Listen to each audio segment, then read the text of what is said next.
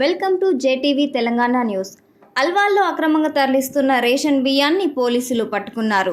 అల్వాల్ మచ్చబొల్లారం వద్ద ముగ్గురు వ్యక్తులు 28 క్వింటాల రేషన్ బియ్యాన్ని 2 వాహనాల్లో అక్రమంగా తరలిస్తుండగా చాకచక్యంగా అల్వాల్ పోలీసులు పట్టుకున్నారు. రేషన్ బియ్యాన్ని స్వాధీనం చేసుకొని అల్వాల్ పోలీస్ స్టేషన్కి తరలించారు.